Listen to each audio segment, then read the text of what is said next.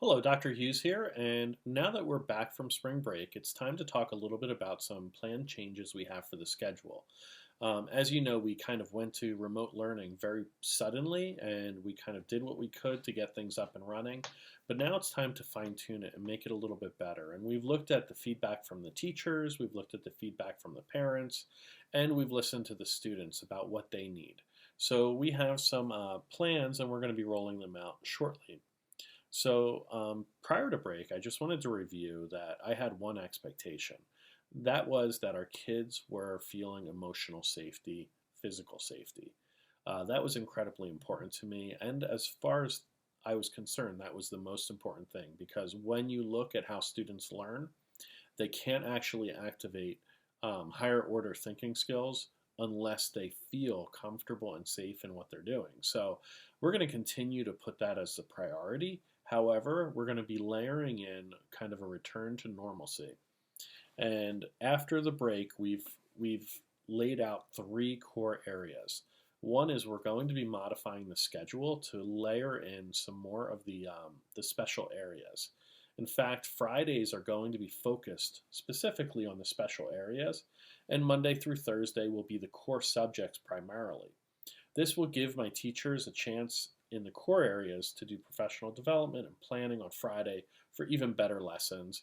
And for my special areas, Monday will have a lot of emphasis in that way. So we're going to talk a little bit more about that. And Mr. Wolford's going to be making a presentation next week about the actual schedule before it goes into real fast forward. The second thing is we're going to be including more teacher supports. We're going to be modifying the wellness checks. We're going to be making sure that we're taking care of our staff as well. And we're going to be looking at layering in more professional development about how you grade and assess online. This is a very different environment for my teachers and for basically everybody. So we're kind of finding our way of what the best practices are, and I'm going to talk about those in a little while. And then the third thing is to transition back to normalcy in learning and grades. So I'm going to talk about that plan as well today. So the first major change is Friday is going to become Forte Fridays. This is a time when we can focus really wholeheartedly in the arts and having a little bit of a downtime for the students in terms of the academic rigor of the four core areas. But they're still going to have their focus Monday through Thursday. This is going to allow our teachers to have a little bit more balance in their lives and give them planning time and time to meet as a group, but it's also going to offer a really wonderful experience for the kids on Friday. So I'm hoping to have live PE classes. I'm hoping to have some other things that we're going to layer in over time. It's going to take some time, but we're on our way. The second thing that we have is Northern Valley Curriculum Consortium supports. These are just the classes that have been offered this week to support our teachers in learning. So it's been a really wonderful experience to see how they've come together and how they're supporting this venture. So that's going to continue. And along those lines, we're going to be doing some work with technology and looking at how do we best teach in this environment. So just to give you a brief overview, we're currently using two types of teaching, asynchronous, and asynchronous is Google Classroom and Seesaw. It means that you're not actually teaching in real time. The second form is synchronous, and that's through Google Meet. We use that for basically answering questions. It's got different purposes. We're going to start using them whenever one is better than the other. We're going to constantly make the change. So the teachers have some flexibility to design their classes and the scaffolding of information for students in the best possible way.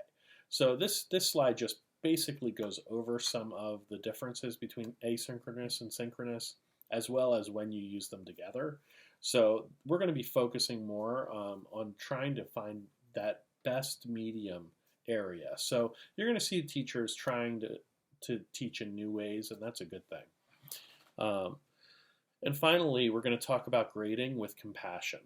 We are merging marking period 3 and marking period 4 grades. which means you will not get a marking period 3 grade. This is going to give kids and teachers a little bit of breathing room. It's not that their grades don't count before, it's that those grades will be merged in with the marking period 4 grades, because we know that at least a month of learning, emotions and different ability levels based on home environment are going to play a big factor in how well students succeed or not succeed in that time frame. Also, we know that a lot of kids have been going through a lot of emotions.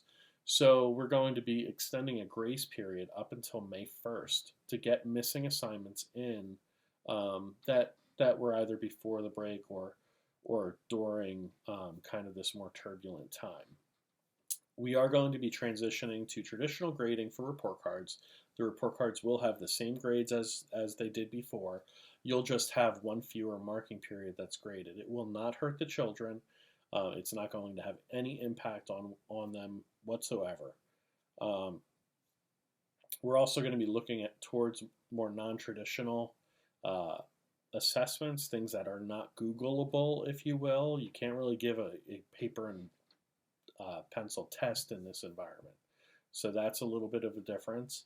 And we are going to, I've empowered the teachers to take into consideration extenuating circumstances, because we've had students who've had, more extreme situations at home that they're having to go through. So the teachers have it within their ability to kind of release students from some of their responsibilities.